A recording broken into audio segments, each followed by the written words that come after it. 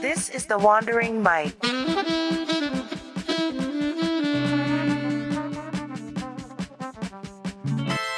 Welcome everyone to the Wandering Mike.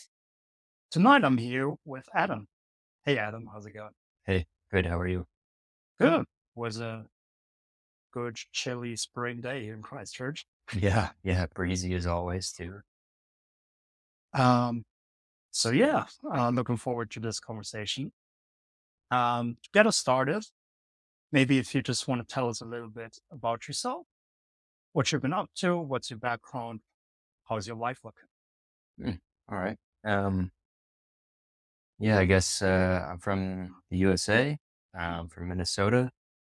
I grew up there and lived there most of my life, and yeah, just followed the typical pathways set up by my parents. As you know, Right. went to college straight after high school and everything, and yeah, worked for a few years. So I was a biochemical engineer. Oh wow. That's what I studied. Like a focus on renewable materials. Oh, Um, that's interesting. Because I studied renewable energies as well. oh, Well, you in did? environmental engineering actually, but Oh, it's cool. pretty similar. Yeah. Like in my department, there was like multiple tracks. It was the same overall degree, but Right. environmental engineering is one of them. So Right. like some of my coursework was related to the environmental engineering, Nice. even though I didn't do that. So yeah, yeah. So I did that, and that kind of like set up the rest of my life, all my hobbies and what I do for work now. Right. My life goals were honestly really just kind of developed in uni. So, yeah, I've been graduated for a few years, and I worked as an engineer for a while, about 4 years. But I also did a lot of research while I was in uni. So, I did like research with LG, and like bio-based plastics. Oh yeah. Um, and yeah, and then 3 years ago, I quit my job because the engineering job I had wasn't my dream job, and been traveling. Started out in the U.S. and then Nice. went to Australia, Southeast Asia, and now here in New Zealand. Very nice. Um, so yeah, I want to definitely talk about your travels as I love traveling and we basically met here because we both love traveling. So Yeah. that's why we met in this hostel. Um, so you said a lot of your life goals developed during uni, and you also said right now probably engineering wasn't your dream job. As of right now, what would you say is one of your dreams or your goal that you would have to voice right now? Um, well, because I was listening to your podcast earlier today, Yeah. I knew that you might be asking me that, and it didn't take me long. Pretty much immediately, I thought, uh, yeah, I want to study fungi. I want to Oh, study mushrooms, get into mycology. oh wow. So that's something that I hope to do while I'm here in New Zealand. Right. Um, but yeah, I've been studying fungi like as a hobby for 8 years now, and it all started when I was in uni, my coursework. Yeah, so I don't know. I guess my dream is to become a mycologist in any sort of way. I feel like New Zealand is a good country for that. Like the fauna here is pretty, I don't have the English word, but there are a lot of different fungi here. Mm. And I actually talked with Matt, who appeared on the podcast prior as well. And he told me that a lot of the fungi in New Zealand don't even have names because there's like such a variety. So they're just like they just have some log numbers or something, but they don't actually have names. So I Yeah. feel like, yeah, especially for you, that must be an interesting country for your fungi adventures. Oh, definitely. Well, because I've only been here a few weeks, and of course that was one of the things that I looked into straight away. Yeah. Um, and I was reading the other day that there's something like I think 2,500 described species in New Zealand, and estimates are that there's about 15 or 20,000 total. Oh wow. So, and there's a lot right now that have been found. and identified, but undescribed. So that's something I want to get into because for the past uh, 2.5 years now, I've been really into just identification and Mm. like the ecology of fungi. So Oh, just going out into the woods, finding something, taking good pictures, trying to identify what it is and why it grows where it does, um, and then just like diving deeper into it from there. Um, but yeah, then my next step is to actually find undescribed species and take them, dry them, and send them in and get DNA analysis, like the whole way. but for someone who, like, quite frankly, never thought about fungi before this conversation, it just sounded, when you said it though, sounds so interesting because, right, it's like, why does it grow there? A question you just asked. That's something that is probably like, yeah, what, why here? Why in this specific environment? I feel like, yeah, it can be pretty interesting because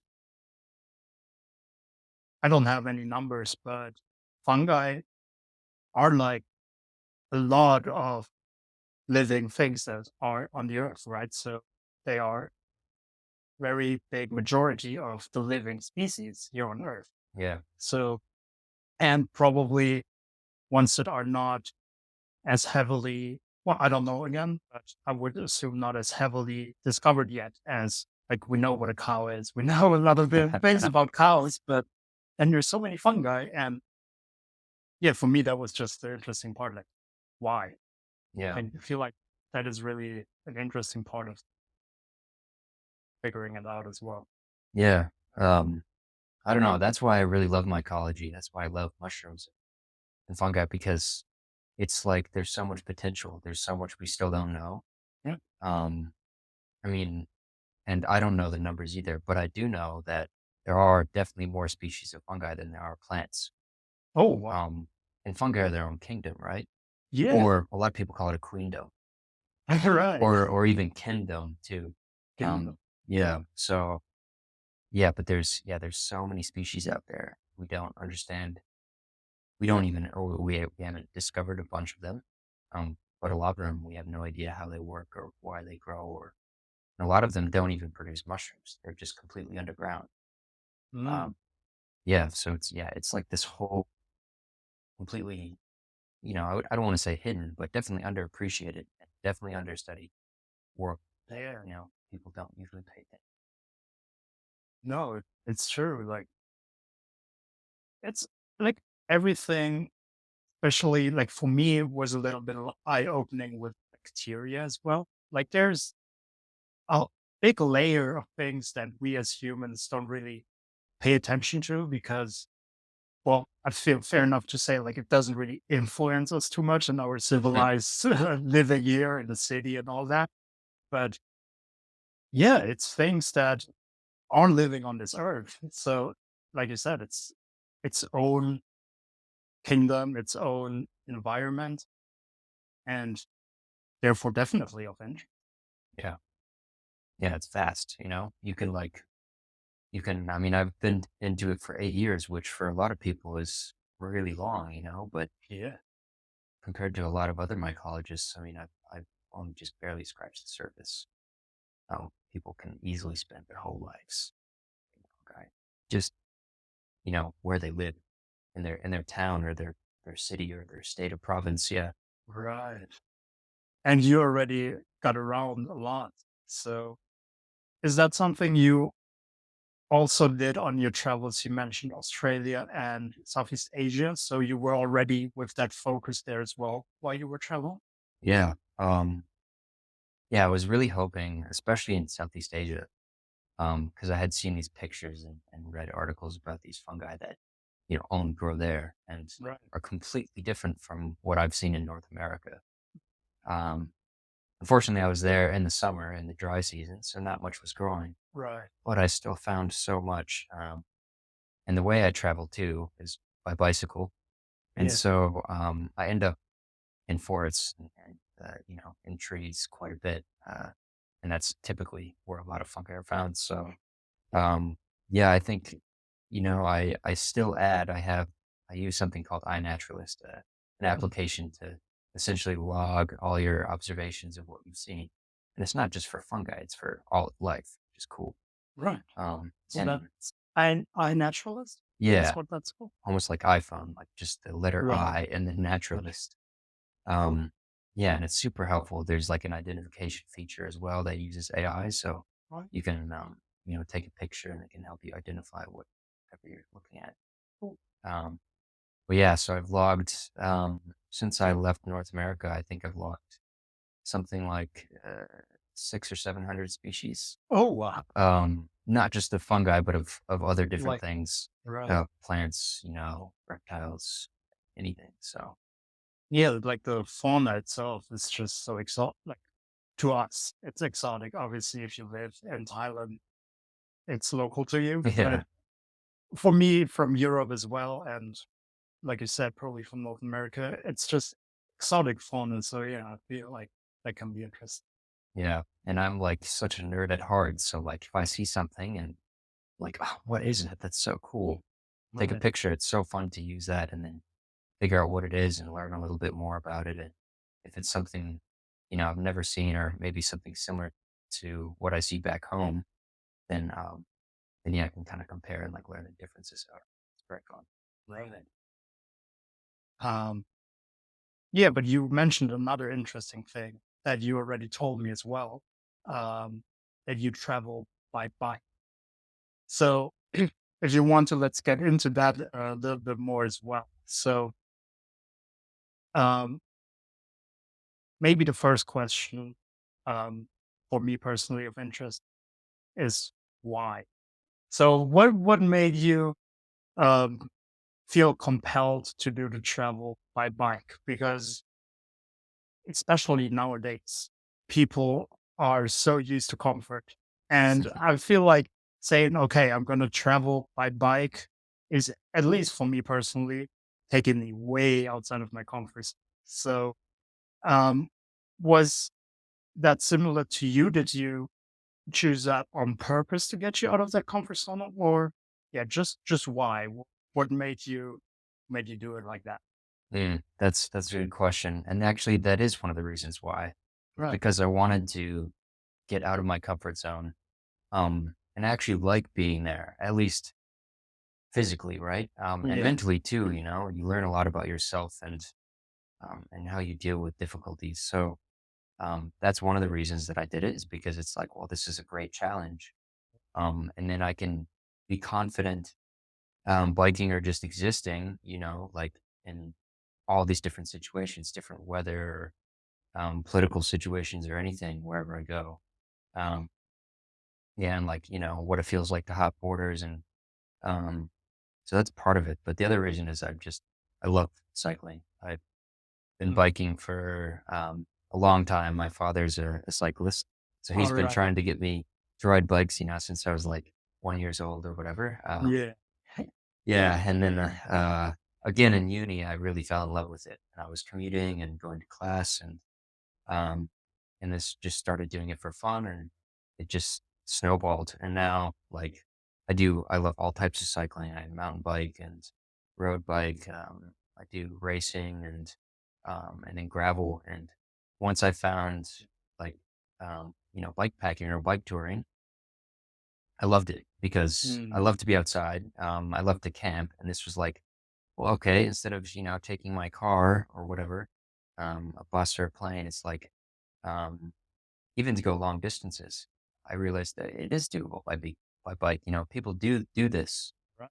and once I did it and camped along the way and brought everything with me, it was great. It was like this real sense of accomplishment, and yeah, I don't know. I just fell in love.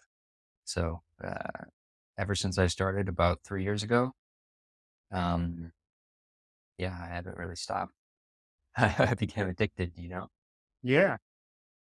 So, um, I feel like there's a lot of questions I'm going to ask you about your travel. Um, so to maybe get an overview of what you did do, because you already mentioned an interesting thing that I definitely want to ask in more detail about as well, which was the border hopping.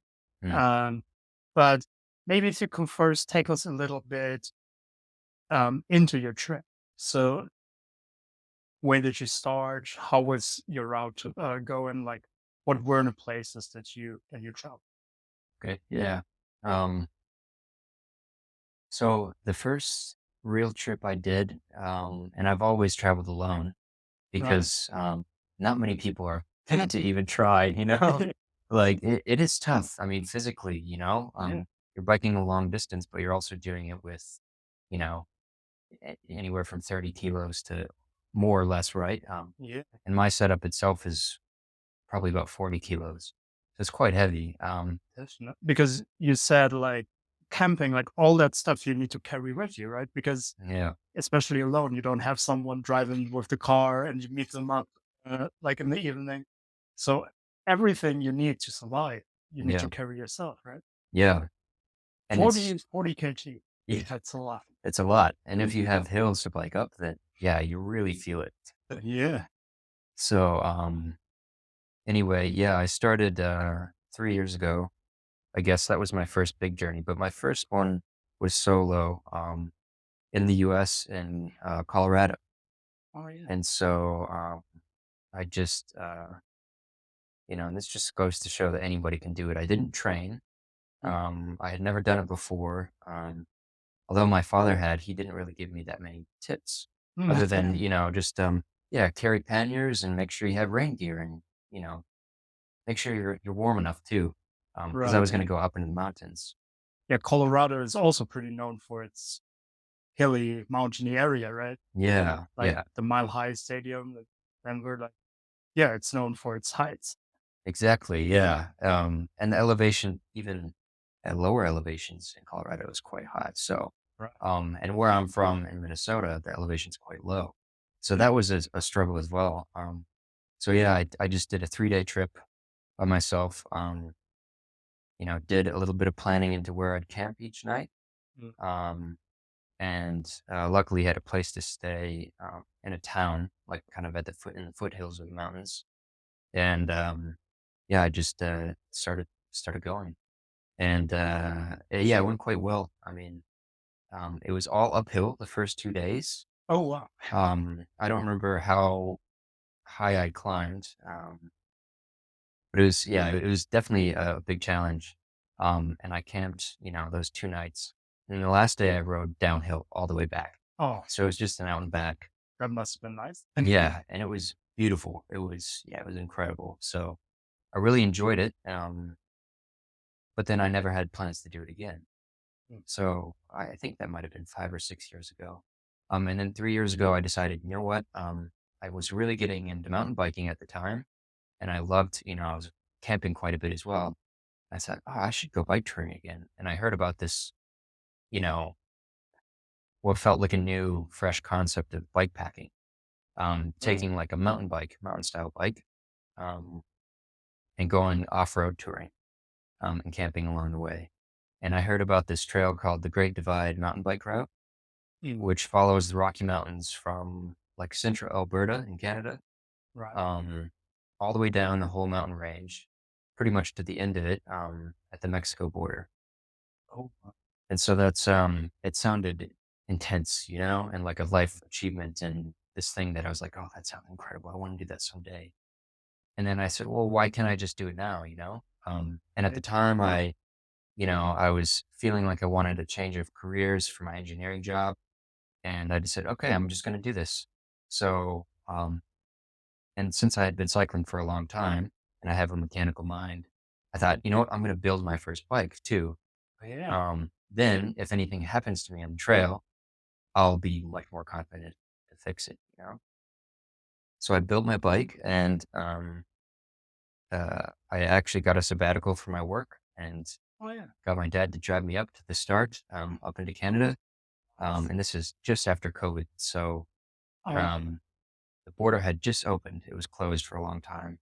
And so I was like, I think it was the first week, after the border reopening. so you were literally like, possible now. Let's go. Yeah, I was like, let's go.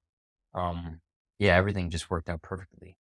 Um, and anyway, so I had a 3 month sabbatical and I gave myself 60 days to ride 5,000 kilometers, um, which That was, to me sounds a lot. it was quite a bit. And it's through the mountains the whole time. So the overall elevation gain was, oh, I can't remember. I think maybe around 50,000 Oh, meters total. yeah. Yeah, so it was quite a bit. I mean, every day I think I was doing 11 or 1,200 meters of elevation gain, and on average about 115 kilometers a day. And so in the beginning, of course, it was tough. And it was I hard to think train so. at home because it's so flat where I live in Minnesota. So it's like I couldn't even find mountains or hills to train in. So that was Mm. another thing where, people have asked me like, well, how much did you train for it? And I said, well, not much. I made sure I was generally fit for cycling. And I did one training ride with my bike after I built it Oh, yeah. and bought all my bags and things to make sure that I knew how everything, went, kind of shook down everything. And then I just went and yeah, it was to this day like the best 2 months of my life. Just it was meditative, it was just relaxing, despite, climbing up mountains all the time and being tired and hungry and sometimes cold and wet. But yeah, it was raw. I felt like I experienced life, you know, every single day, and I just felt present, conscious, like for every minute of it. It was beautiful. So after that, I knew I have to keep doing this. I want to do it as long as I possibly can for the rest of my life. So um, I went back to my job, um, at the end of my sabbatical, and I already knew I didn't want to stay. So Yeah, I was just wondering how is that after an experience how you just described, which yeah is probably for most people life altering because you're just with yourself for 2 months and you just you get to live. You can feel yourself physically, you can experience yourself physically. Obviously, a lot of challenges, mm, but you overcome them, and that's a great thing. yeah, And then you're going back to, I suppose, a 9 to 5 job, right? yeah. So how was that for you? Oh, that was difficult. Right? Yeah. And I think my parents had warned me. They said, "Well, you're gonna have the time of your life, Yeah. and so just be careful when you come back. Things will be tough, but it'll be okay." Right. So they were really supportive, but it was tough because I went back to a job that I know I didn't want to stay at, um, and also my girlfriend had broken up with me at the beginning of the trip, and Oh, so like that prior to the trip or while you were already doing it? while I was going on the trip, Oh wow. yeah. So yeah, 1 week into the trip, Oh, no. yeah, like, because I didn't have much cell phone coverage, in the mountains, Right. and so, yeah, it had been, 5 days or something since I had coverage, and Mm, she meant to call me, but she couldn't, right? right. And, of course, the guilt was building up inside of her, so, yeah, sure, like anyway, once I finally got back to reception, I just got paragraphs and paragraphs, um, so that was very tough, but honestly, that was the best possible place I could have been to go through a rough breakup. I mean, Right. I had all this time to think it through. Um, and yeah, I feel like, I don't know, it was almost perfect. Like I thought it through very, very well and, for a long time, although relatively not as long, for like a deep relationship. But But yeah, I mean, some people might feel, especially in this situation, it might sound cynical, but I do believe things happening for a reason. mm, So it does sound like you probably didn't have the same experience if that didn't happen at the start. yeah, So maybe it was meant to just be for you to mhm, have that experience at the high level that you had the experience. yeah, Maybe that was just yeah. part of it. Yeah, no, honestly, I agree. I mean, I think things do happen for a reason. And sure, it was tough, but I mean, in the end, it was a great experience.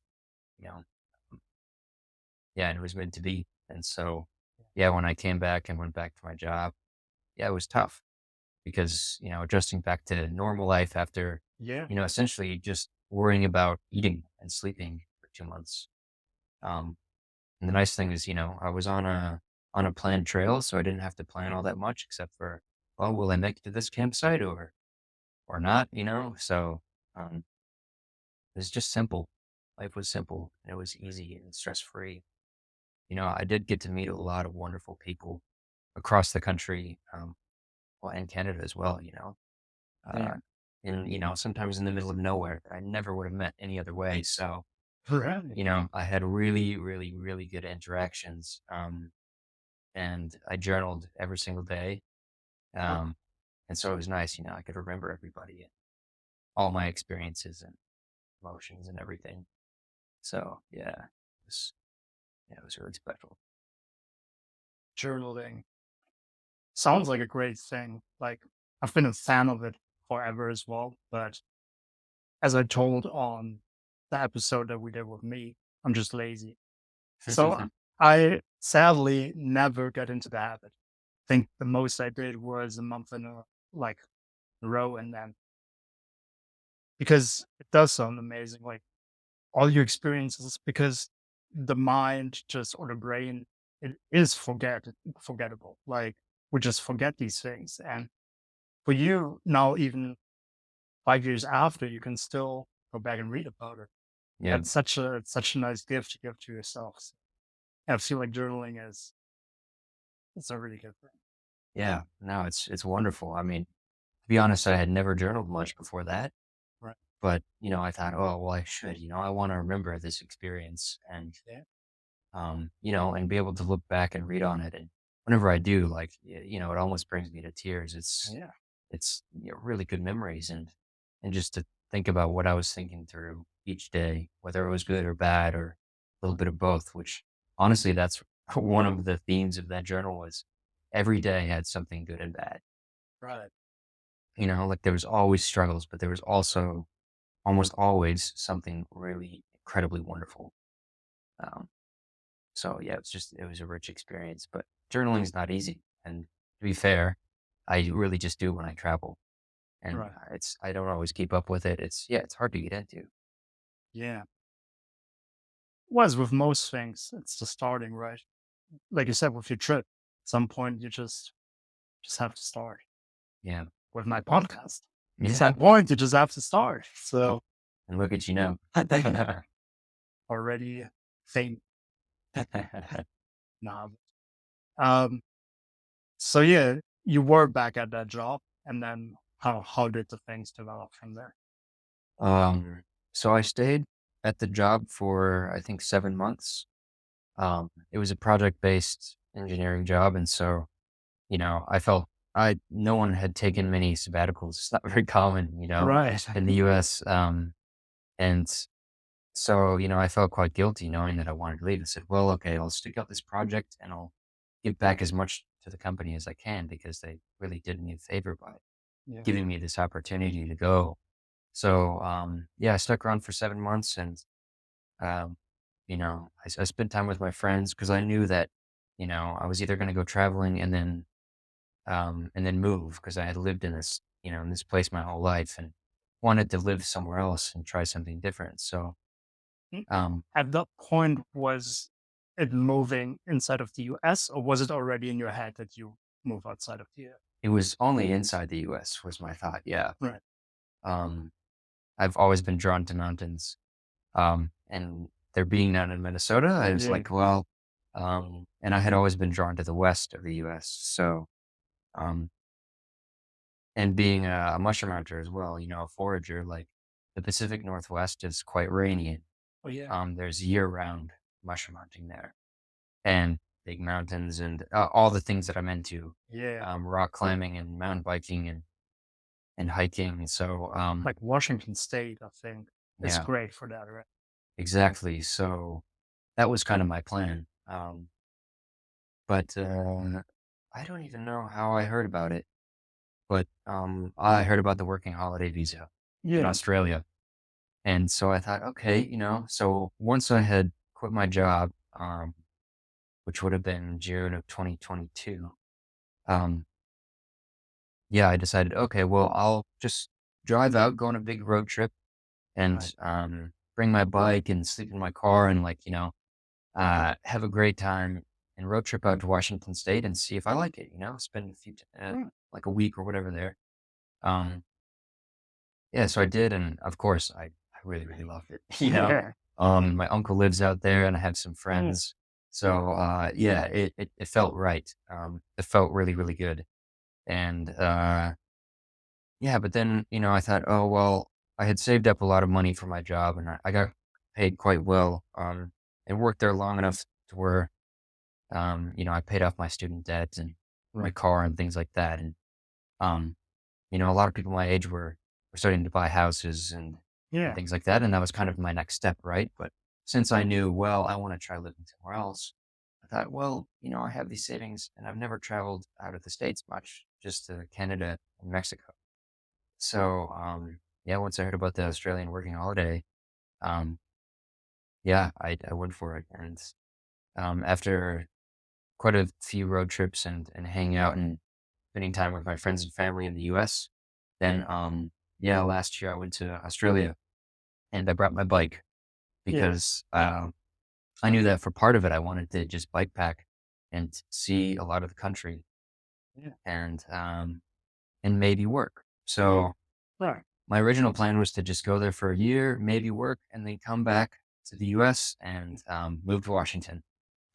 And as we can see by us sitting here, that worked out perfectly. Yeah, exactly the plan. So, of course, I fell in love with traveling, abroad when I left and went to Australia, um, and did my 3 months of farm work there to secure a second year visa if I wanted. Right. Um, and I bike packed, um, starting in Tasmania, the island in Yeah. the south. Um, and I meant to just spend 2 weeks there Mhm. because there's a famous bike packing route that goes straight through the middle. I thought, oh, perfect. See a lot of the island. Um, But then almost immediately, I fell in love with the island and stayed there for 2.5 months until I got too cold to sleep in a tent anymore. Right. That sounds amazing. Because you already, we talked a little bit already, and you said go to Tasmania. Because Yeah. I might go to Australia. So just for the people who also keen to go to Australia, maybe what did you love about it so much? What's the cool things about Tasmania? Um, well, yeah, if you like the outdoors, you like mountains, and rivers and forests. I mean, it really is, it's wild. There's a Right. saying that they have there that's keep Tassie wild. Mm. And Tassie's just, yeah, Tasmania. But yeah, a lot of the Tasmanians end up calling it Tassie. Passion. Yeah, which it's just very satisfying to say for some reason. Sounds like that's their baby. Well, it sort of is, right? It's Yeah. Tassie, their little baby. Yeah, and people it's a really cool community there. Like people that live in Tasmania love Tasmania. And Right. often they love it so much that, they're like, "Well, why would you ever go to mainland Australia?" Like, Wow. Tasmania is the best and mainlanders are lame, like Right. um but yeah, it's a really really wonderful place for getting outdoors and enjoying the outdoors. I mean, there's nice sandy beaches, beautiful white beaches and stuff. Big mountains with really good hiking routes. And there's a lot of wilderness too, which is super unique. Um, don't quote me on the numbers, but it's something like 30% of the total land area is public land. Well, So whether it's national park or wilderness, and there's I think 20 to 25% of it is World Heritage Site. oh, There's so the Southwest, which is just yeah, it's just wilderness, and it's rugged and wild and absolutely stunningly gorgeous. So there's really good hiking and kayaking and bike packing as well. yeah, Um, uh, yeah, so it was just kind of it's like an outdoor playground kind it of. sounds amazing. And you would always, or I would always think of Australia as the desert, right? Right. Hot and dry, and Tasmania is not like that at all. I mean, certain parts can be warm and dry, but for the west coast is like a lot of rainforest. It's really Oh, wet, Yeah, they get an insane amount of rainfall. It's very lush and green. Um, and there is a ton of wildlife everywhere. It's truly wild. which might not be the best thing in Australia sometimes to have a lot of wildlife That's true. because a lot of things trying to kill you there. Yes. But I mean, that's part of having the wildlife. You want, you want those kind of. Yeah. So from Tasmania, you did eventually, after your 2.5 months, make it onto the mainland. Then. Yeah. So there's a a really fancy, almost like cruise ship, like ferry boat, between Tasmania and the mainland. So yeah, I took that. It's called the Spirit of Tasmania. Um, After it was, I think it was April, and it started getting pretty cold. Um, Close enough for to freezing to where I didn't want to, Mm, didn't want to stay there and camp much longer. Um, so yeah, then I ferried up and got to Melbourne and decided to keep cycling because my original goal was to cycle from Tasmania to Cape York, which is like it's like the Horn, on the very top, uh, like northeastern part right. of Australia. So more northern than Cairns. Yes, Right. um, and yeah, it's very wild up there. There's not much. It's very tropical and crazy dirt mud roads. Right. It seemed like a crazy adventure, Um, and so I started making my way, and I cycled up this famous bikepacking route in Victoria, New South Wales, called the Hunt 1000. So it's a 1,000 kilometer route that goes from Melbourne to Canberra, which is the capital Right. of Australia, and it was brutal. The hardest route I had ever done. Much more elevation than I did in the Rocky Mountains back home on the Great Divide. Um, and it was cold some nights. It was down to freezing. I got sick. Luckily, like I was staying in a hut one night and like started getting chills and like feeling really sick, Mm, and it was supposed to be below freezing and it was crazy. It was such an experience, but absolutely gorgeous. You go through, um, a lot of beautiful mountains in Victoria, New South Wales, and the ACT, the Australian Capital Territory. Um, yeah, so I followed that up through the mountains again to challenge myself and get out of my comfort zone and have fun and just see wild, beautiful places. yeah. Um, and then after that, I decided, you know what, if I challenged myself enough, because in Tasmania too, I really challenged myself. I started building my own routes, going off route onto closed roads, and hiking with my bike a lot where it was too rocky or wet or steep to even ride. Um, it was amazing. But then I was like, okay, I deserve a break and Yeah. I want to do, normal bike touring. And so from Canberra, I just went down to the coast and pretty much rode the East Coast up into Sydney and then from there up to Brisbane eventually. Right. Um, yeah, and it was beautiful. The beaches in Australia are otherworldly and they're just endless. They're everywhere. So it was quite cool to start out in rugged mountains and, kind of have a dynamic trip and just go with the flow too. Because none of it was really planned other than I'm just going to go north.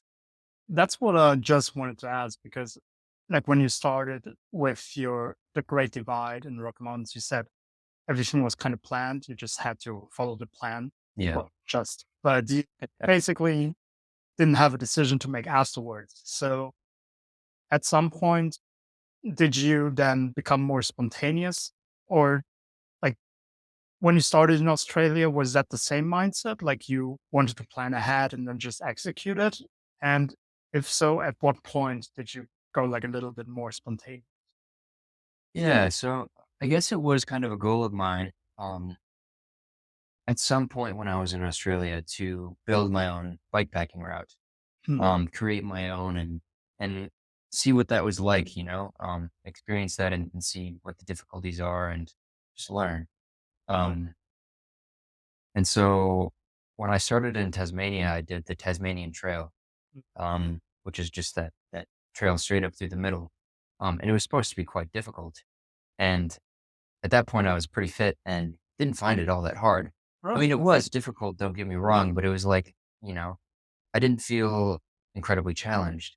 And so once I decided that I wanted to stay in Tasmania, um, and I thought, okay, well, this is a perfect place to build my route because there's these Right. old forest roads everywhere, just linking up everything. And there's a big 4x4 culture there. So a lot of 4x4 roads that, you wouldn't normally see on the map. And I like getting off road and riding in the gravel and the mud and dirt. And it was just incredible.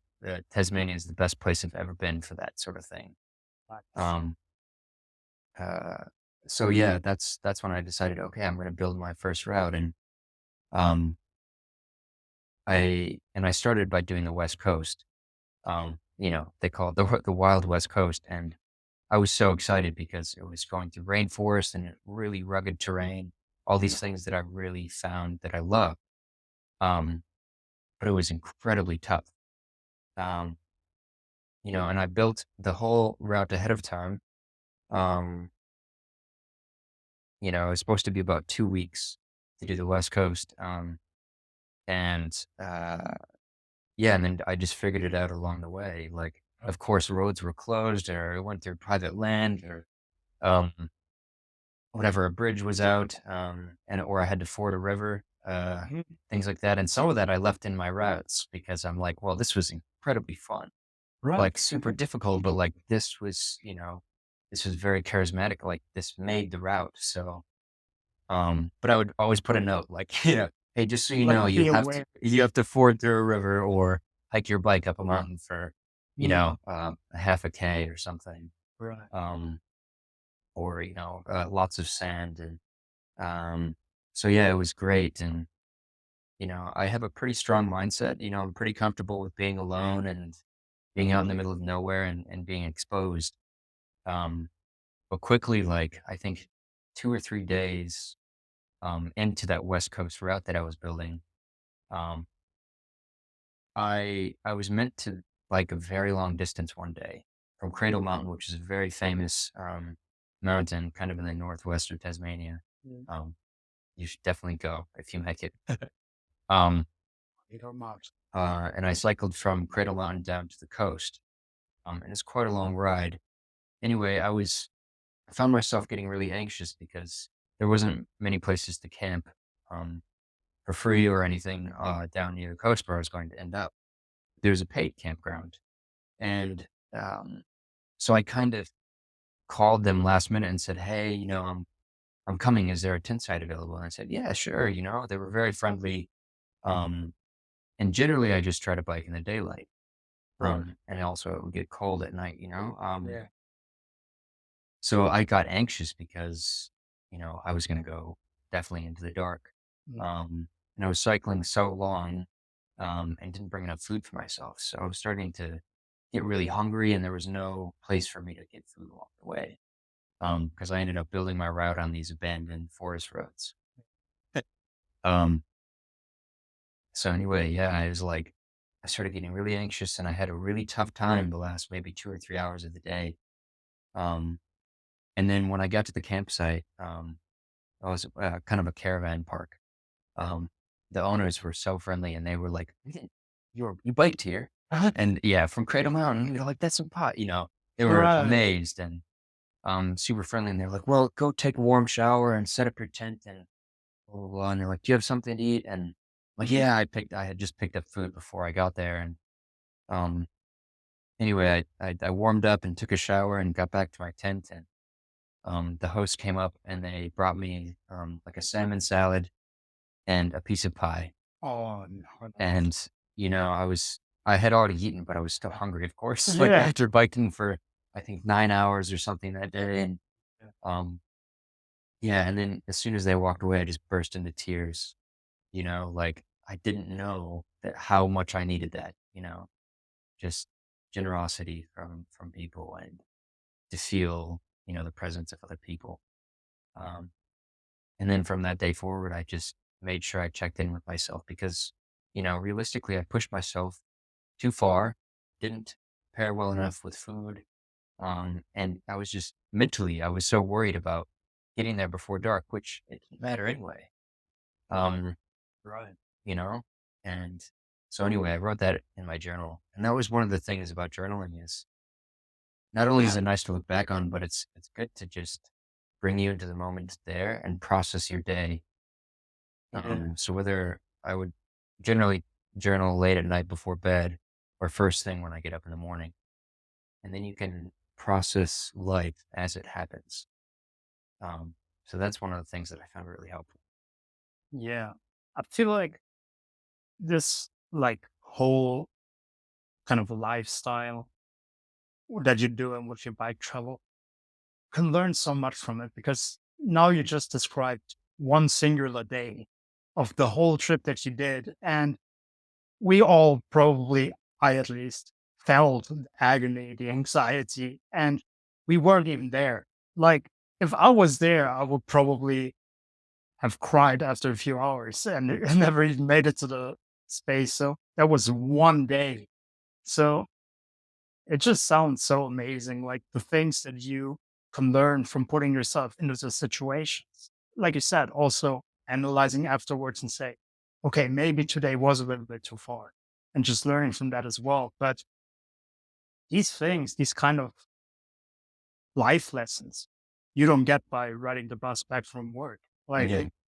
and yeah, for me, it was just so amazing because it was one day. And you hinted at it like all the other trips, there were challenges. You didn't go into detail. So I can only imagine, like you said, every day has good and bad. And the bad things, like none of us living our city life can even imagine like these bad things. Yeah. No, it's just so different. Yeah. You put yourself in situations that wouldn't normally. Yeah. Um, and to see how you handle it. And some people don't handle it well. Like I didn't handle it well that day, but I analyzed myself afterwards and thought, well, why was I so anxious?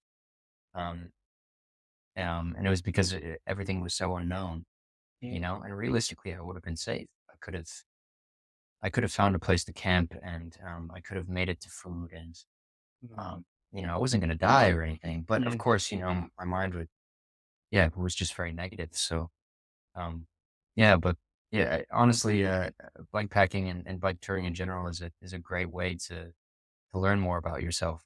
Yeah. Um, I, I wish I knew who said this, but there's a quote by someone who said, the bicycle is the greatest tool, um, to find yourself. Um, Right. yeah, Probably when Louis Armstrong. It's the probably only not. probably bike I know. Um, but maybe to take a detour because there's a question I wanted to ask since you started your story actually. Um, so for people who are as equally fascinated by the story as I am, and you mentioned about building up your own bike like from scratch. Um, maybe if you can take us through that process a little bit, like in your opinion, what do you think are important things to think about in composing a bike for these kind of uh, travels that you did, like these mountain areas, like these gravel roads, like just if you want to go on these off track experiences, what is important in building your bike for Hmm. that?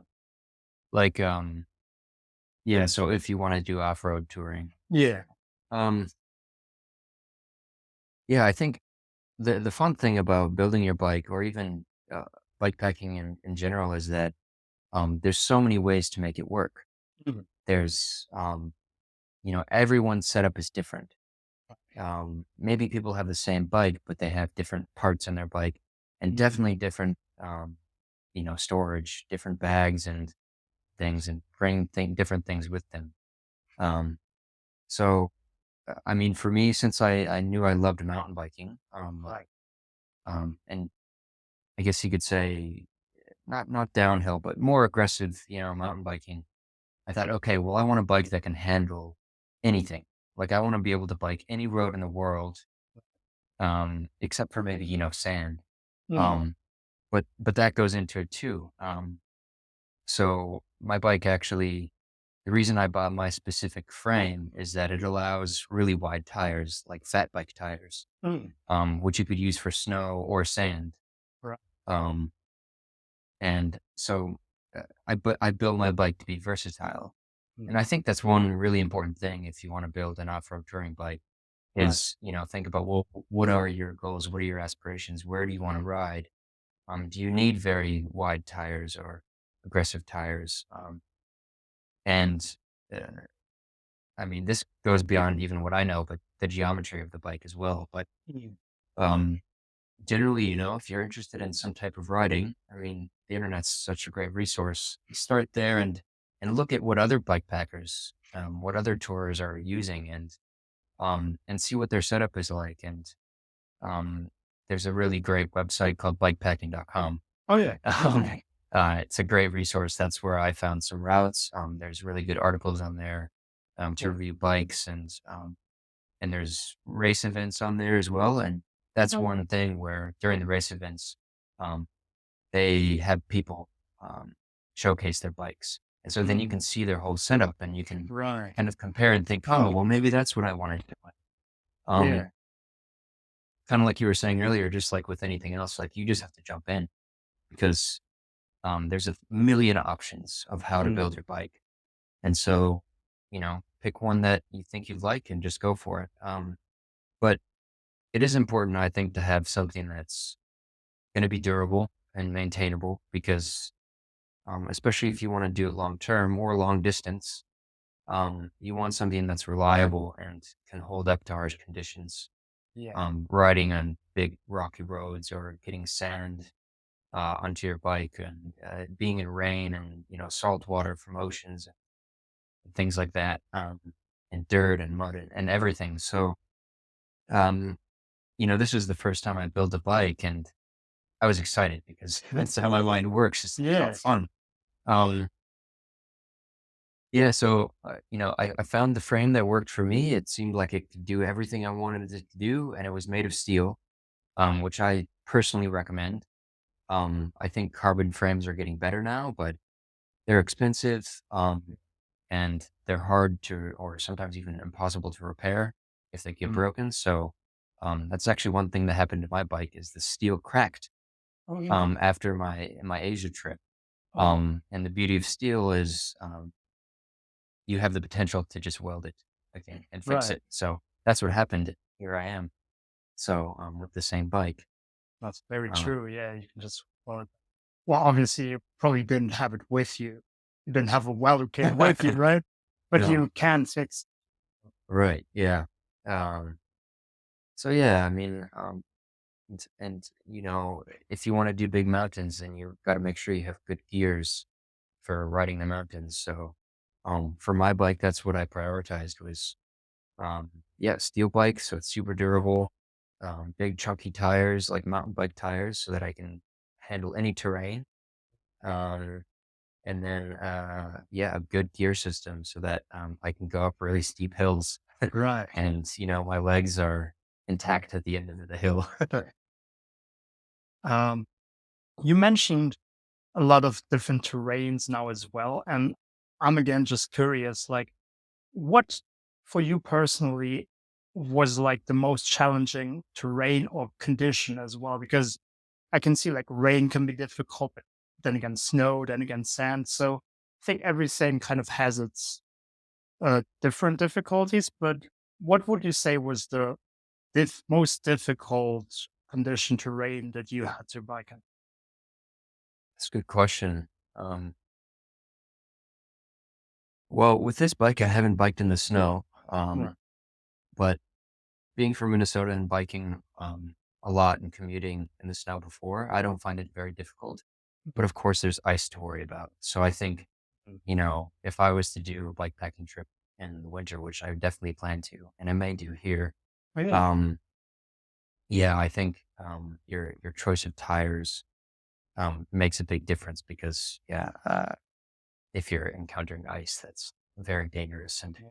you can believe that you would go down very quickly with a heavy loaded bike. Oh, yeah. Um, but for me, I think um, on the Great Divide mountain bike route, at the very end, I got very good weather the whole 2 months, Mhm. except for two parts. The very beginning in Canada, for 2 weeks straight, it rained on me.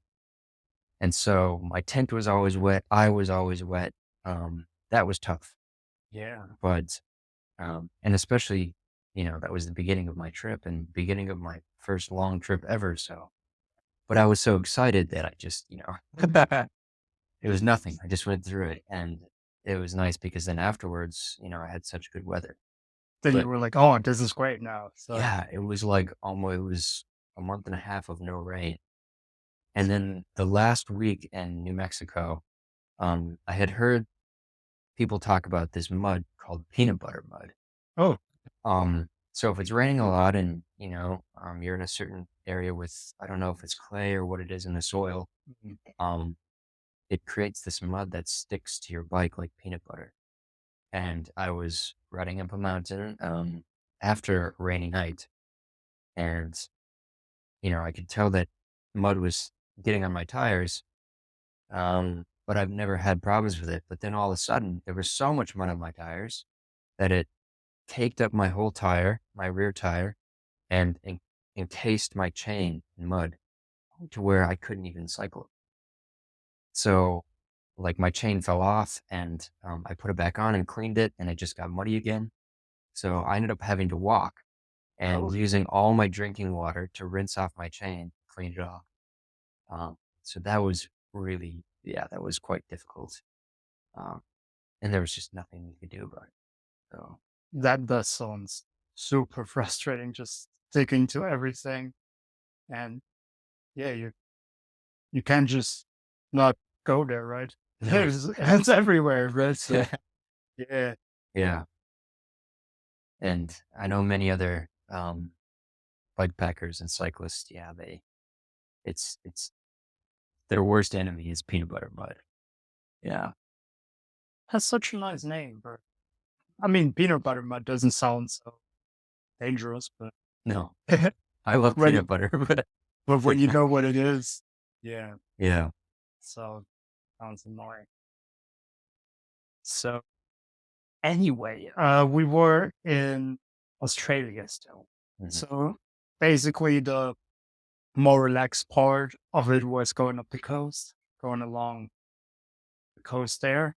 And was there anything more happening in Australia, or was that basically when you decided to go to Asia then as well?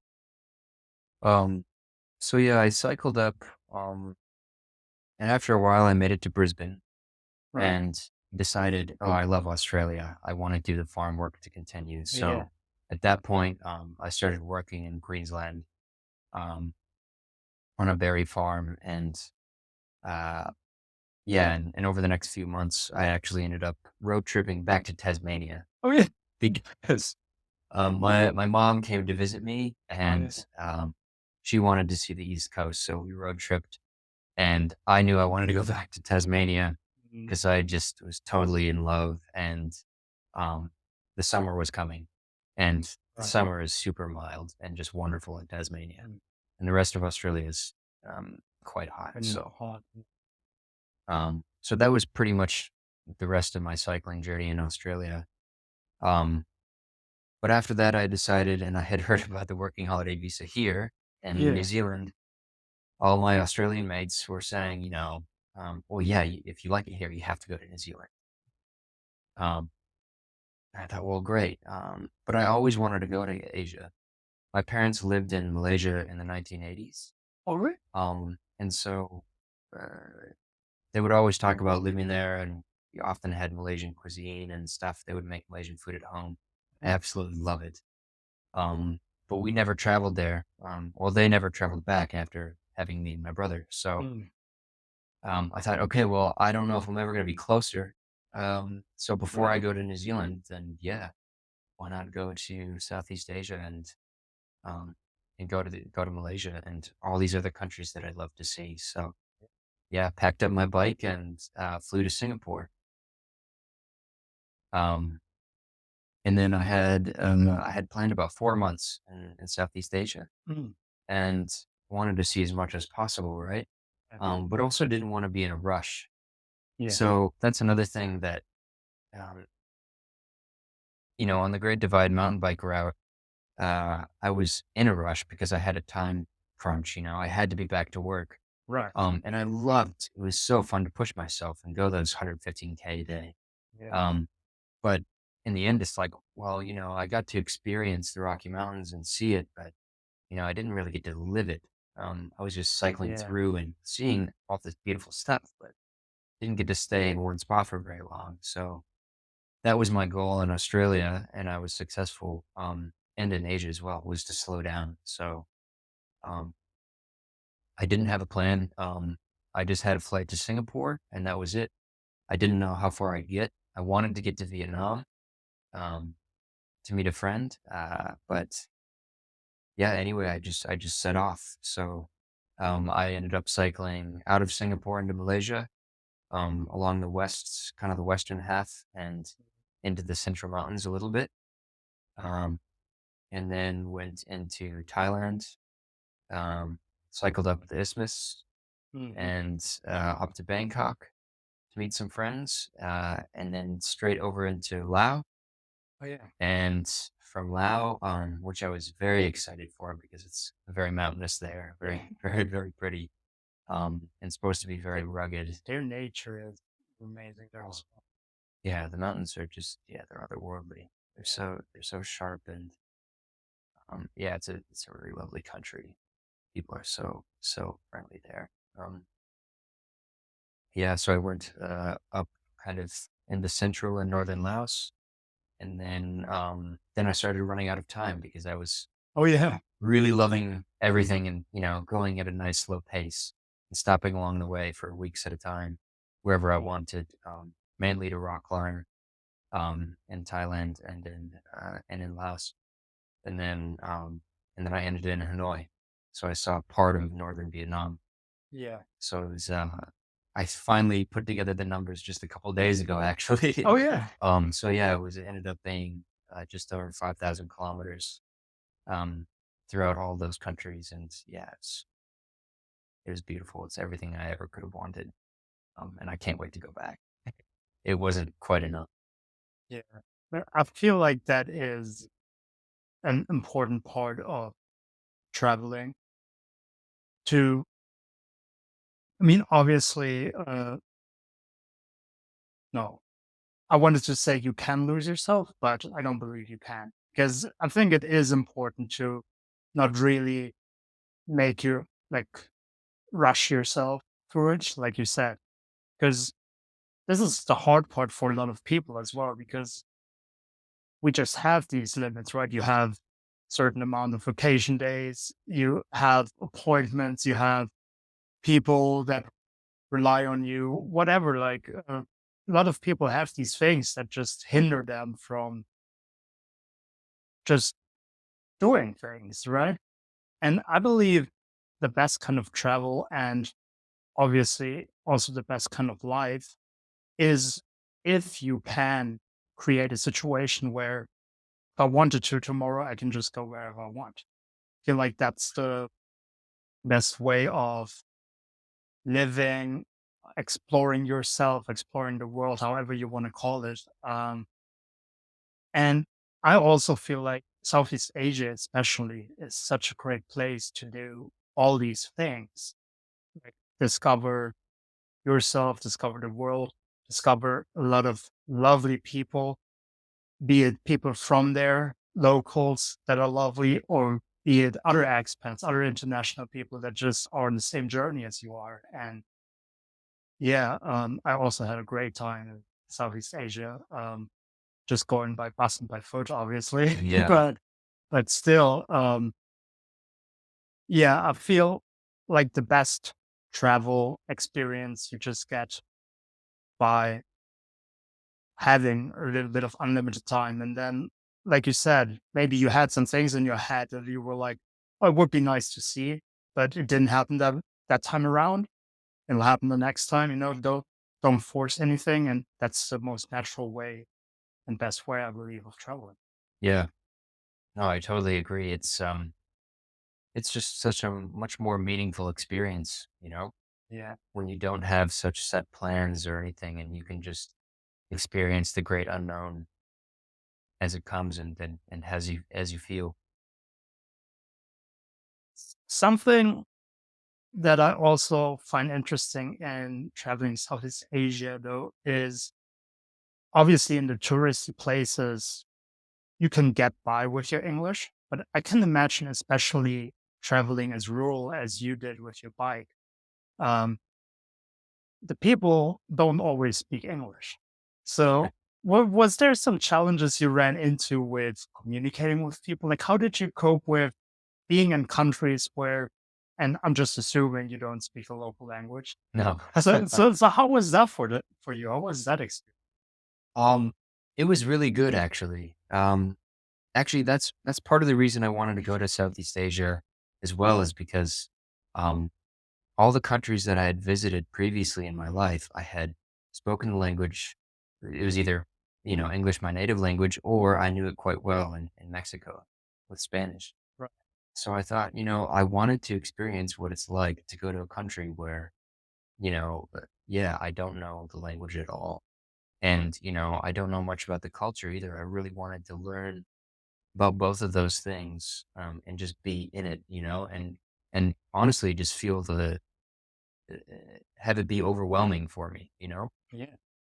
Um, and at points it was overwhelming and it was tough, but for the most part it was great, and I really enjoyed it. And I felt, yeah, comfortable, I guess. Yeah. Um, and I would always try to learn as much as I could of the language of in the countries that I was at.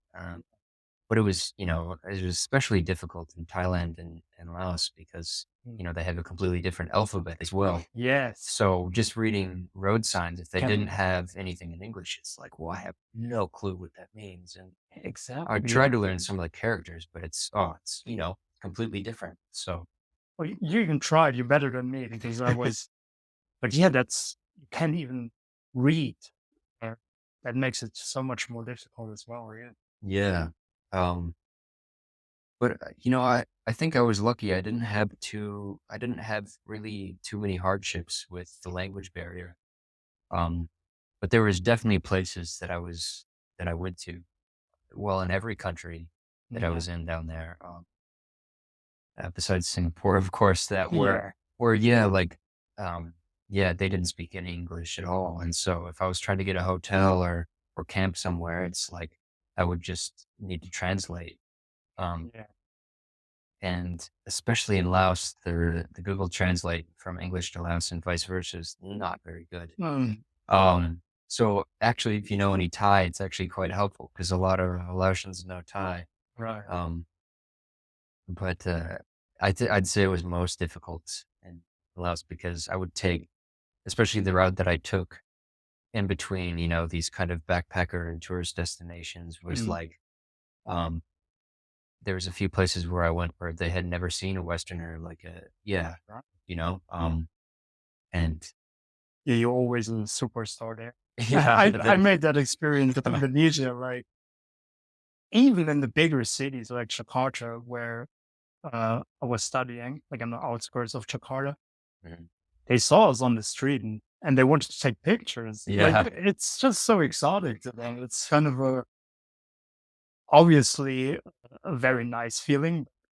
On the other hand, a little bit of a weird feeling as well. It's like mm, I'm no celebrity, like, yeah, but what I also felt like in the Southeast Asian countries, because I feel like some people might be afraid of, they're just afraid of foreign situations, where they don't really know how they will be received as well. And if you never had that experience, you don't really know the warmth and welcomingness of people because generally, and especially in Southeast Asia, people are so welcoming and they're so helpful. And it just, yeah, um, takes a lot of the burden from you because you immediately feel like, yeah, even if I can't 100% articulate what I'm saying, these people are really willing to help me as well.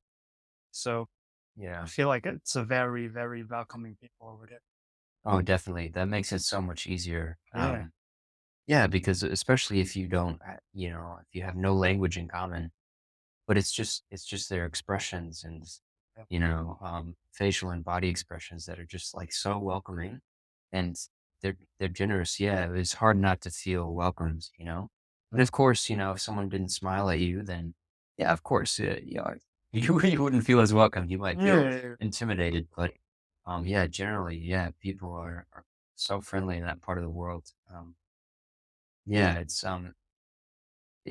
you'd think it'd be scary if you didn't know. Um, Yeah. but it's not. Of course, it is in some sense, but no, it's quite good. And it's really reassuring too, right? Because Yeah. there really are really wonderful people all around the world, everywhere. And not everyone is good, but there's an overwhelming majority of wonderful people. And especially when you're traveling, whether Yes. it doesn't matter if you're in a car or on a bus or hiking, hitchhiking or biking, Yeah. yeah, people are happy to see you visiting. Um, Hitchhiking is also so easy over there. Like you never really have any doubt that something will happen, you know? It's just, yeah, obviously safety first all the time, yeah, but just generally speaking, it's a really, really great feeling traveling over there. You just feel so look. yeah, and it is so safe too. That's the thing. Like, um, some people back home would ask me, was I worried about, safety or my safety or theft or anything like that? And I said, Yeah. no, not really. Like once I Yeah. got there and I just felt it, it was just, yeah, I always felt quite safe. Um, Yeah, and hitchhiking, I had a friend, from France named Nika, and he Mhm. did quite a bit of hitchhiking when he was in Thailand. Yeah, it was super easy. People were very welcoming and friendly, and Yeah. yeah, he never felt unsafe. He said, and for me, with my bike too, because that's the hard part about bike packing and bike touring in general is generally you need a lot of gear, so Yeah. it's expensive. It's not there's a big barrier to entry. Right. Um, and to be fair, and I always like to make this point, you don't need a fancy setup to go. You can make it work with almost any type of bike and just a rack or something, or even a backpack. That's all you have. Um, like people see videos or pictures of people with these fancy setups, and to be fair, mine is quite fancy, but that's because it's a lifestyle of mine. I Yeah. invest. But you don't need much to start. But even with, quite a bit of nice gear, um, a lot of places I didn't even lock my bike. Oh. And to go grab groceries and things like that, it just felt safe enough. And I think part of it is luck that nothing ever happened Mhm. to me. But um, yeah, I mean, there's a lot to be said for that. It's quite safe. And even for solo females, I met quite a few solo cyclists over there, some that I knew from Australia and some that I met there. Oh, really? Oh, That's that's cool. yeah, that they felt safe as well to an extent, safer than than in other parts of the world, Yeah, back home in Europe or in North America. Yeah. definitely. Yeah. So you basically said you were in Hanoi when your 4 months that you had there were coming to an end. Yeah. So then after that, you came here, or was there another stop in between? Oh, yes, good question. So, my brother was getting married, Oh, and that was my deadline. I had to go back. right. Because I was kind of wondering, like, why was there such a deadline? That makes sense. Yeah. And I had also spent so much money in Australia, and saved some too, working. Um, that yeah, it was kind of financially an endpoint as well. And Yeah. so my plan was to go home for 1 month to see my brother, and my sister-in-law get married, and then to hang out with my friends and family for a month, Yeah. kind of in the depth of summer and for my birthday, and then come here to New Zealand. Right. Um, yeah, and unfortunately, while I was there, I was mountain biking my first time in a very long time and Mhm. crashed. Oh, Um, yeah, I fell on my shoulder and ended up fracturing 4 bones. And yeah, And it was a nightmare as well because it was in the States and being there for a month and thinking, oh, I don't need to go and get health Mm, insurance. I was, yeah, without insurance. And the the greatest country in the world, if it's not for medical things. except if you want, yeah, medical care. So, Oh yeah, um, so that delayed my journey here a couple months. right. So yeah, the last 10 weeks, well, I guess I've been last 10 weeks before coming here. Yes, I was just resting and rehabilitating. And for me, I'm such an active person. It was very difficult, Yeah. to not be able to climb or bike. Um, in fact, I just started biking last week, so it feels amazing to be back. I Yeah. feel like I mean, I'd love to go to the gym. I love to do all kinds of sports, really. But obviously, there's people way more active than me. And what a lot of my active friends tell me as well is if they, for whatever reasons, are forced not to do their thing for even a couple of weeks, even maybe 1 week, yeah, they kind of get not really depressed, but it gets like closer, Oh yeah. because yeah, you want to do something and you can't. Yeah. Oh yeah. And I mean, I don't know if I could say I was depressed, but I was definitely very sad. It was a very tough time for, those 10 weeks because Um, I mean, luckily I was home, so I had the support of my family. Um, but my idea was to come here and work. So, Yeah. and over the last couple years, I haven't worked much, and honestly, I quite miss it. So, I was looking forward to it. So, to not be able to work at home and to not be able to exercise and do the things that I loved, yeah, that was very, very hard. And living with my mom as well, which it's been a while since I've lived with my Yeah. mom, and it's just me and her. So Um, that wasn't easy either. But yeah, it was tough, but it was a good experience because it was another test mentally and physically, Definitely. to see, well, what happens when you get injured and when you can't do the things that you love. And, how did I cope with that mentally? How did I try to stay fit? Um, there's only so much I could do, but just navigating that it was a good lesson.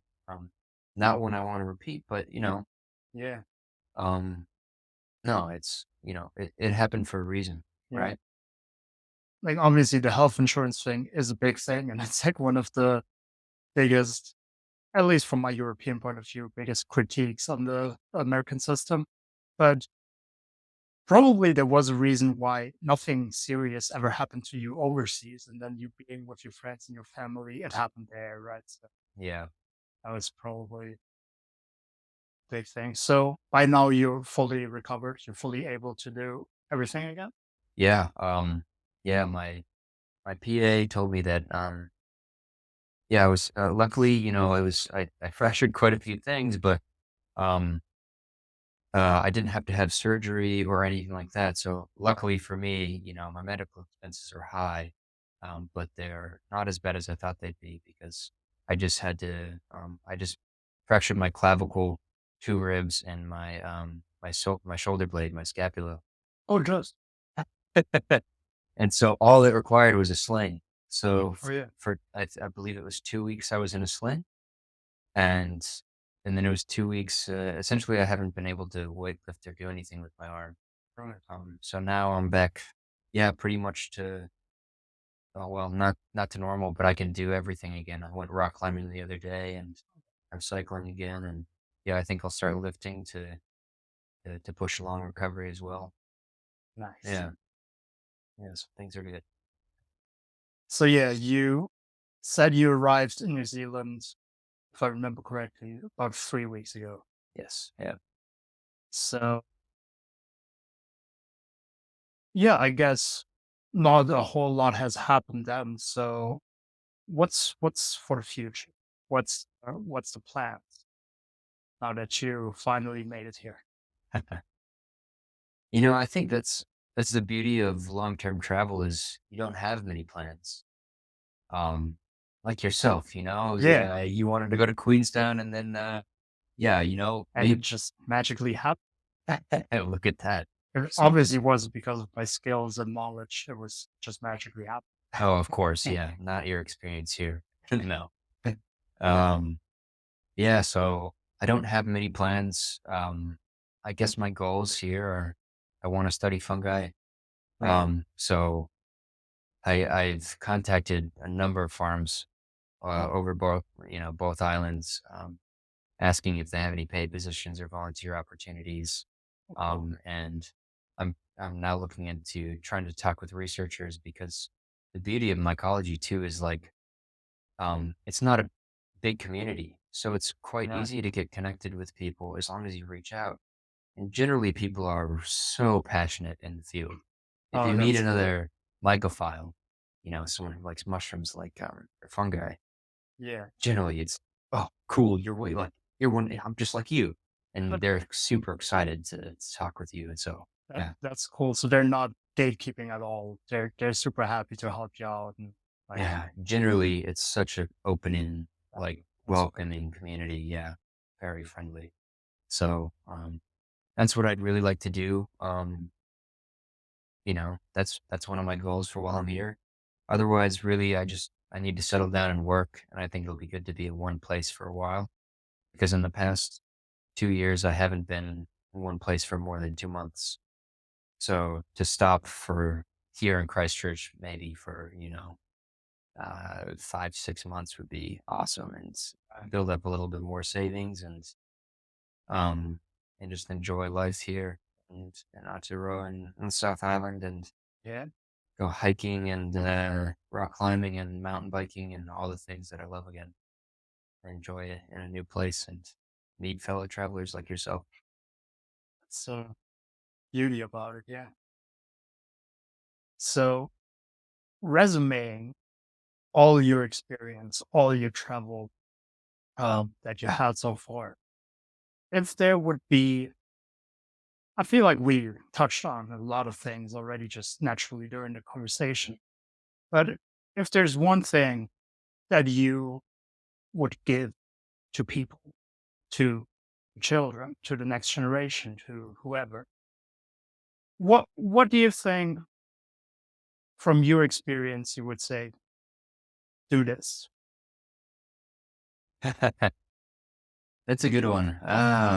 Maybe I think it would just be go into the woods. Right. Just go for a walk in the woods Nice. and think about what you enjoy. Um, for me it's magical because well, of course there's fungi everywhere and everything, but it's therapeutic and um humans we developed walking the earth, roaming the earth and Yeah. being out in nature and for me at least being in the forest makes a big difference. Like that's where I feel at home. That's where I can truly breathe the deepest, fullest breath and be present and forget about at least just temporarily about all the things in modern day life, all the worries and anxieties and everything. Yeah, just to get out in nature and do it regularly. Um, and even if there's nothing specific that you truly love about it, you know, um, just go out there and see what you find because it's different for everybody. And I think everyone has something valuable to find, like going out into nature, into the woods. Yeah.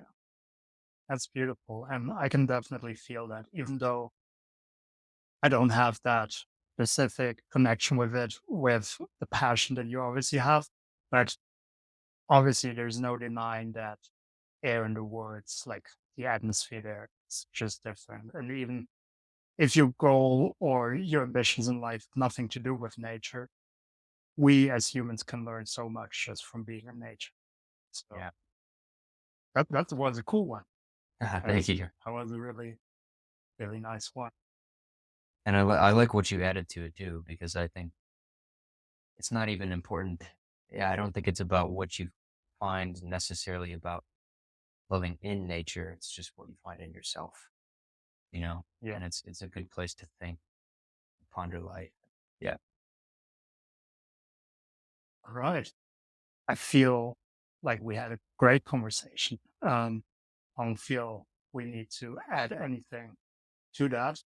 Um, I didn't ask you beforehand, so I'm just wondering, with all the things that you've done, is there anything where people can follow you publicly or something that they where they can check you out? Yeah. I post on Instagram and Facebook. Instagram is definitely the best place to get in touch with me and follow me. Right. Because I often post my travels there for my friends and family back home Oh, yeah. that are interested in my life. So yeah, So yeah, if you're willing to share that with me afterwards, I'll put that in the description and people who want to check these things out could follow you. yeah, yeah, I'd be happy to. All right. In that case, thank you so much for a very interesting conversation and well, enjoy the rest of your evening. Thanks, Mike. Yeah, it was a delight. Thanks for having me. Of course. All right. Bye everyone.